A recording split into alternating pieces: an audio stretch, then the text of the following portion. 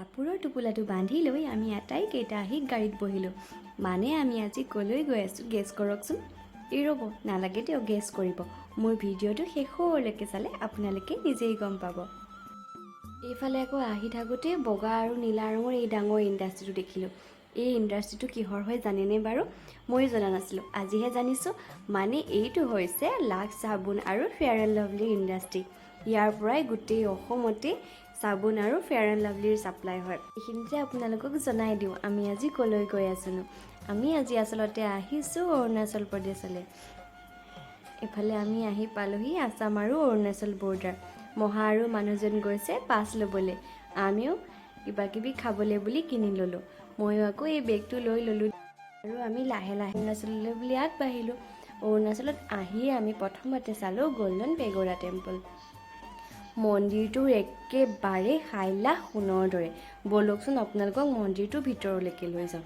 এইফালে আমি মন্দিৰৰ ভিতৰলৈ লাহে লাহে আগবাঢ়িলোঁ। টিকুৱে আকৌ আমাক আগবঢ়াই লৈ গৈছে। মন্দিৰৰ বাহিৰতো ধুনীয়াই, ভিতৰত আহি আৰু অবাক হ'লোঁ। ক'তো যেন এটা সৰাপাতো নাই। মেইন মন্দিৰটো গোটেইটো সোণৰে বনোৱা নিচিনা লাগে। ইফালে আকৌ কেইবাটাও সৰু সৰু বৌদ্ধদেৱৰে মন্দিৰ স্থাপন কৰি থৈছে। চাওকচোন ইমান সুসজ্জিতভাৱে নিৰ্মাণ কৰিছে। গোটেই পৰিৱেশটোৰ মাজত আকৌ এটা দেখিলোঁ ধুনীয়া পুখুৰী। তাতে আকৌ আছে বৌদ্ধদেৱৰ এটা মূৰ্তি। এই পুখুৰীটোতে হেনো কইন দি উইচ কৰিলে হেনো সেয়া ফুলফিল হয়। সেয়েহে ময়ো কইন এটা লৈ মনত এটা উইচ লৈ কইনটো পানীতে দি দিলোঁ। তাৰ পাছতে আমি গোটেই পৰিৱেশটো ধুনীয়াকৈ ঘূৰি ঘূৰি চালোঁ। ইয়াত দেখিছেনে, ইয়াতে হেনো বুদ্ধিষ্টবিলাক থাকে। একেবাৰে ডাঙৰ এই মন্দিৰটোত আছে বৌদ্ধদেৱৰ এটা ডাঙৰ মূৰ্তি। তাৰ পৰা আমি চিধাই আহি পালোঁ টুং টাও ৰিজৰ্ট। ইমান বেছি গৰম আৰু ৰ'দ যদিও মনত বহুত হেঁপাহ লৈ আমি টুং টাও ৰিজৰ্টত সোমাই গ'লোঁ। মহা আৰু মাহীহঁতে টিকেট কাটি আছে। এইফালে টিকেট কাটি হোৱাৰ পাছত আমি আটাইকেইটা টুং টাও ৰিজৰ্টৰ ভিতৰত সোমালোঁ। চাওকচোন পৰিৱেশটো ইয়াৰ ইমান বেছি ধুনীয়া নহয়নে? মানুহজন, মহা, মাহী, টিকু, সোণটো সকলোবিলাক আগত গুচি গ'ল। মইহে ফটো মাৰি মাৰি লাহে লাহে আহি আছোঁ। ভিডিঅ'টোৰ আৰম্ভণিতে দেখিছিলে যে কাপোৰৰ টোপোলাটো কিয় লৈ আহিছিলোঁ, আপোনালোকে নিশ্চয় উৰুমে পাইছে। এইফালে আমি আটাইয়ে এবাৰ চৌপাশটো চাই ল'লোঁ। চাওকচোন ইমান বেছি ধুনীয়া।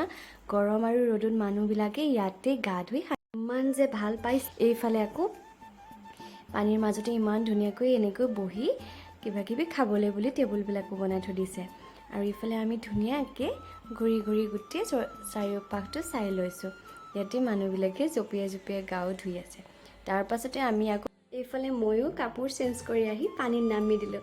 মাহী আৰু মই দুয়োজনীয়ে পানীত অলপ সময় খোজকাঢ়িলোঁ, যদিও খোজকাঢ়িব নোৱাৰি, শিলবোৰ বহুতেই বেছি পিছল আছিলে। মাহী লগে লগে উঠি আহিলে। মই আকৌ গা ধুম বুলি কাপোৰ কানি সলাই পূৰা ৰেডি। এইফালে টিকুহঁত এই দলংখনৰ ওপৰৰ পৰা জঁপিয়াবলৈও ৰেডি হৈ আছে। মই গৈ টিকুক এবাৰ ঠেলি দিলোঁ। সিও ধুনীয়াকৈ জাপ মাৰি পানীত গা ধুবলৈ বুলি গুচি গ'ল। এইফালে আমাৰ সোণটো আকৌ ৰেডি হৈ আছে, তাক হেনো ভিডিঅ' কৰি দিব লাগে। সি গোটেইটো থিয় হৈ থাকিব পৰা নাই, মানে পানীৰ সোঁতে উটুৱাই লৈ যাব খোজে। যোনেই থিয় হৈ আছে তাক একেবাৰে বেণ্ড কৰিহে থৈ দিয়ে। চাওকচোন তাৰ অৱস্থাটো। টোপনি পুটি ৰখিবলৈ চেষ্টা কৰিছে যদিও অকণমান ভৰিখন ঢিলাই দিলেই গুচিয়েই যায়। এইফালে সি উঠি উঠি গৈ আছে। টিকুৱে তাকে চাই খুব হাঁহিছে। এইফালে আকৌ মোৰ মানুহজনেও সাঁতুৰিবলৈ বুলি ৰেডি হৈছে। তেওঁকো হেনো এটা ভিডিঅ' কৰি দিব লাগে। ময়ো লগে লগে মোবাইলটো উলিয়াই তেওঁক ভিডিঅ' কৰি দিলোঁ। এইফালে টিকুৱে তেওঁৰ পাছে পাছে সাঁতুৰিবলৈ ধৰিছে আৰু ইয়াৰ গেঞ্জিটো ধৰি তেওঁক টানি আছে, মানে বেছি দূৰলৈ যাবলৈ মানা কৰিছে। ৰ'ব ৰ'ব, ময়ো সাঁতুৰিছোঁ, এবাৰ নাচায় নেকি মোকো? এইফালে ময়ো অলপ দূৰ সাঁতুৰি গ'লোঁ। আমি আকৌ ঘৰতে অকণমান ক্ষীৰ বনাই লৈ গৈছিলোঁ, তাকে আকৌ ৰখি খাই লৈছোঁ দেই। বৰ বেছি ভোক লাগিছে। ৰাতিপুৱা 6টা বজাতে ওলাই আহিছিলোঁ। এইফালে আমাৰ গন্তব্যস্থানলৈ বুলি আকৌ আগবাঢ়িলোঁ দেই আমি। চাওকচোন পাহাৰটোৰ যিমান ওচৰ চাপিছোঁ সিমান যেন ৰাস্তাটো ওলায়ে থাকে। এইফালে পাহাৰৰ ভিতৰত সোমালোঁ আৰু আমি আহি আহি পাই গ'লোহি। ইফালে এই নদীখন চাওকচোন ইমান ধুনীয়াকৈ বৈ আছে পাহাৰৰ মাজেদি। আৰু এতিয়া আমি পাই গ'লোহি আমাৰ ডেষ্টিনেশ্যন।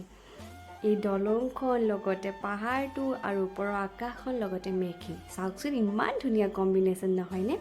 আমিও গাড়ী ৰাখি নামি দিলোঁ। আপোনালোকক দেখাবলৈ বিচৰা বস্তুটো হৈছে এইটোৱে হৈছে বিখ্যাত বৰষুকুণ্ড, য'ত নেকি মাঘ বিহুৰ সময়ত হাজাৰ হাজাৰ দৰ্শনাৰ্থীৰ ভিৰ হয়। ইয়াতে পানীৰ সোঁত চাওকচোন, লগতে ঠাইখিনি ইমান বেছি ধুনীয়া। আৰু আমিও চকু মেলি থাকিব পৰা নাই ৰ'দত। ইফালে ফটো দুখনমান উঠি আমি উভতি আহিলোঁ। তাতে থকা পৰশুৰাম হোটেলত আমি ধুনীয়াকৈ এসাঁজ থলুৱা খাদ্যৰে খাই ল'লোঁ। মানে গোটেইখিনি থলুৱা শাক পাচলি আছিলে। তাৰ লগতে গাহৰি মাংসৰ বাতি এটা লৈ আমি খাই উভতি আহিলোঁ। উভতি আহোঁতে আমি পোৱা নদীখন চাওকচোন, ইমান বেছি ধুনীয়া। নদীখনৰ সোঁতবোৰটো চালোঁ, তাৰ পাছত ওপৰৰ পৰা ভিডিঅ' কৰিলোঁ যদিও মনটো ভাল নালাগিল। মানে গম পালোঁ যে নদীখনৰ কাষলৈ যাব পৰাকৈ এই সৰু দলংখন আছে। ওপৰৰ পৰা এই দলংখনেদি নামি গৈ আমি তলত পালোঁগৈ। তাতে পানীত ভৰি হাত মুখ হাত ধুই আকৌ এই ভয় লগা দলংখনেৰে উঠি আহিলোঁ। গোটেই দলংখন কঁপি আছিলে। তাৰ পাছতে আমি আহি পালেও ভূপেন হাজৰিকা সেতু, মানে ঢলা শদিয়া। ঢলা শদিয়াটো নোসোমোৱাকৈ আহিব পাৰোঁ জানো? এইফালে আকৌ আবেলি ছানছেটটো চাওকচোন, লগতে ব্ৰহ্মপুত্ৰ নদীখন আৰু দলংখন, লগতে মোকো নে কি কয়? ইমান বেছি ধুনীয়া লাগিছিলে গোটেই পৰিৱেশটো। আকৌ লগ পাম দেই।